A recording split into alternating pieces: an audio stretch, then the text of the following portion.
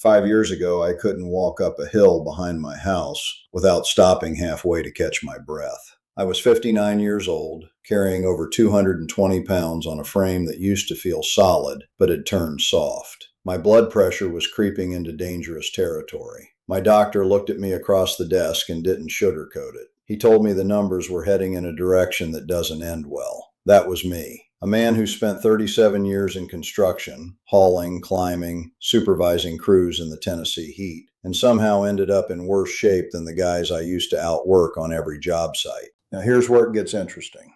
That moment in the doctor's office didn't fix me overnight. I didn't walk out of there and become a new person by Monday. I sat with it for months. I started walking. I cut out the worst of what I was eating. Slowly, piece by piece, I started doing basic strength work in my garage. Nothing fancy, nothing that would impress anyone watching, but I kept showing up.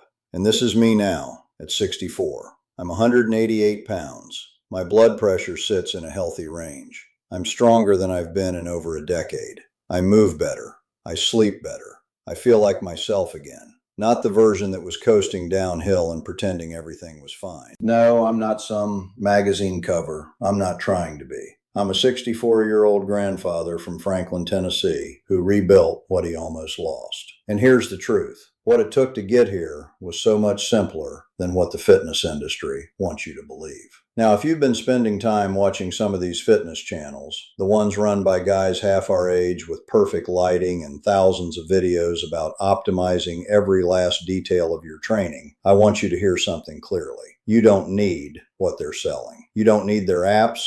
You don't need their supplement stacks. You don't need their hack your testosterone protocols or their 47-step morning routines. You don't need any of that. If your goal is to compete on a bodybuilding stage or break powerlifting records, fine. Maybe that world has something for you. But if you're a man in his 50s or 60s who just wants to feel strong again, move without stiffness, keep up with his grandkids, and look in the mirror without wincing, you don't need to make this complicated. You need the basics, done consistently. That's what made the difference for me. And it makes me shake my head sometimes watching these influencer channels pile up content. Hundreds, thousands of videos. How do you turn something as straightforward as getting stronger into 1,500 videos? I'll tell you how. You repackage the same handful of principles over and over with a new thumbnail and a new hook. You invent problems that don't exist so you can sell the solution. You tell people their gains are being killed by some obscure mistake just to keep them watching. And once they've squeezed every last drop out of the training content, what do? They start drama. They go after each other. It turns into a soap opera with dumbbells. That's not what this is about. That's not what any of us need. I'm not pitching you anything. I don't have a supplement line. I don't have an app. I don't have a cookbook with my face on the cover. What I have is 5 years of doing the work, in my garage, in my neighborhood, day after day, and a set of results that speak for themselves. I went from a man whose body was failing him quietly, high blood pressure, early insulin resistance, chronic back stiffness, 34 pounds heavier than I should have been, to a man who can carry his grandkids, haul lumber for a weekend project, walk 5 miles without thinking about it, and feel genuinely good when he wakes up in the morning. I did that without a gym membership. I did that without a personal trainer. I did that without spending serious money on anything except a few pieces of basic equipment that sit in one corner of my garage. Let me tell you what I actually use. I've got adjustable dumbbells, a bench, a trap bar, a couple of kettlebells, some resistance bands, and a pull-up assist rig. That's it. I also have a pair of walking shoes that have seen a lot of miles. My garage isn't some fancy setup. It's the same garage where I keep my tools and my truck. The training space shares the room with a workbench and a shelf of hardware. You don't need a dedicated gym. You don't need a lot of space. You don't need to spend a fortune. You need enough room to stand, push, pull, and carry something heavy for a short distance. If you've got a garage, a spare corner, or a backyard, you've got enough. Now here's what I think matters most, and this is where I want to be honest with you. The reason I changed wasn't just the numbers on a chart. It was what I saw happening around me. My father, Thomas Turner, a heavy equipment mechanic his whole life, toughest man I knew growing up, became frail in his 70s. The kind of frail where other people had to do things for him that he used to do without thinking. He lost his independence. He lost his dignity in small ways that accumulated. He passed away at 78, and in those final years, he wasn't the man I remembered. That shook me more than I admitted at the time. And then there's my older brother, Daniel. He's 67 now, lives up in Knoxville. He developed type 2 diabetes, gained a lot of weight, and his mobility went sideways in his 60s. Watching him struggle to do basic things that used to be effortless, made something click for me. I looked at my own trajectory and realized I was on the same road. Different speed maybe, but the same direction.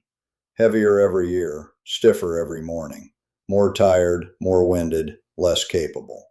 And the worst part was, I'd been telling myself it was just age, just stress, just what happens.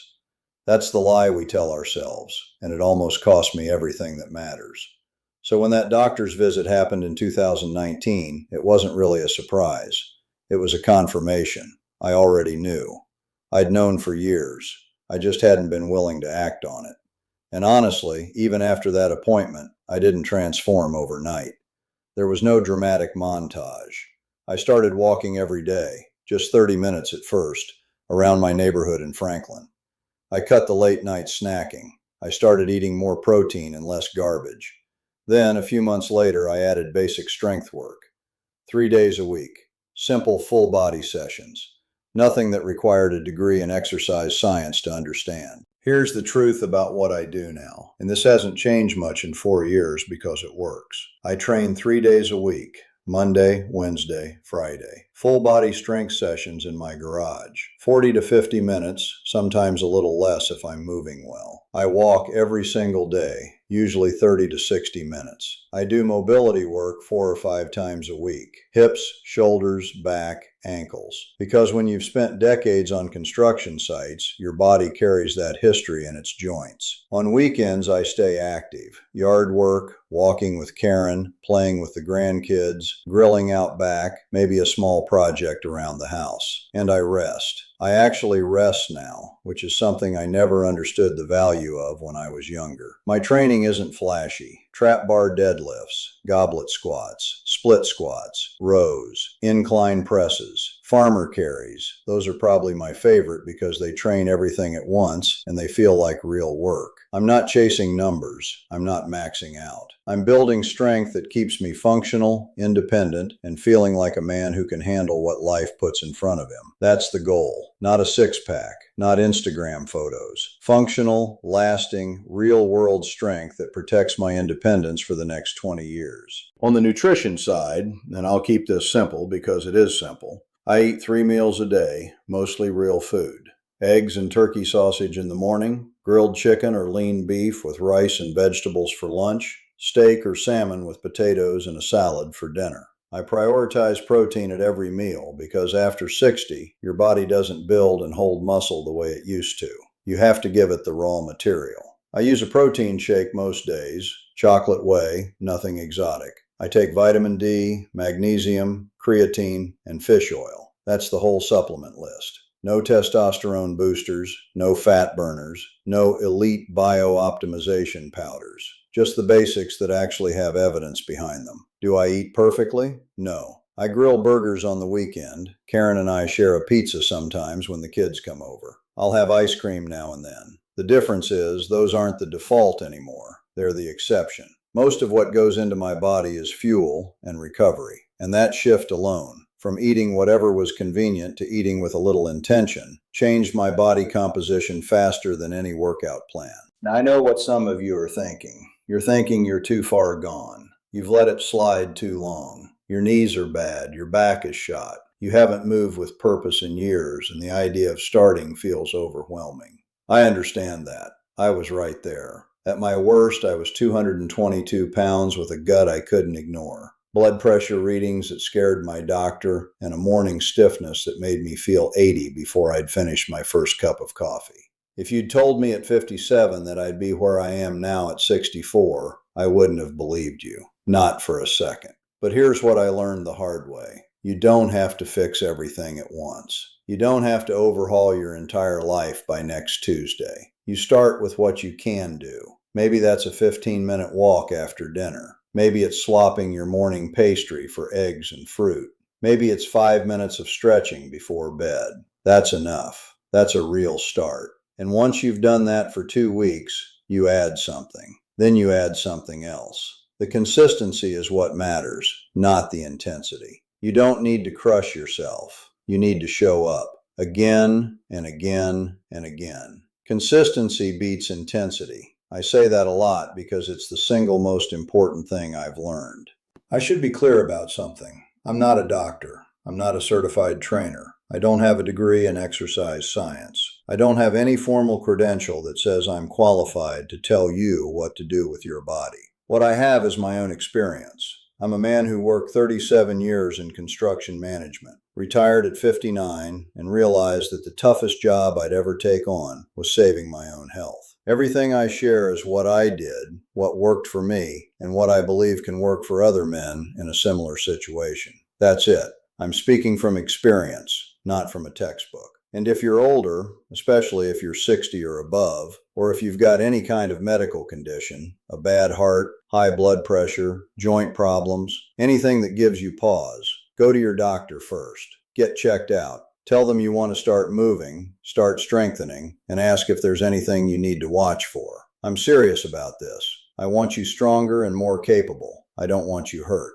I don't want anyone pushing through something that needs medical attention first. My wake-up call started in a doctor's office for a reason, because knowing where you stand is the first step to deciding where you're going. One more thing, and this one's personal. When I was at my worst, the heaviest, the most tired, the most stiff, I didn't just feel physically bad. I felt like I was losing something I couldn't name. I'd look at my dad in his final years and see what was coming. I'd watch my brother struggle and feel that pull of inevitability. I'd get winded playing with my grandson Noah, who was just a toddler at the time, and have to sit down on the patio while he kept running. Karen never said anything directly, but I could see it in her eyes. The concern, the quiet worry. That ate at me more than any number on a scale. And now I'm the guy who gets down on the floor with my grandkids and gets back up without thinking about it. I'm the guy who carries the heavy bags in from the truck while Ethan grabs the light ones and looks at me sideways.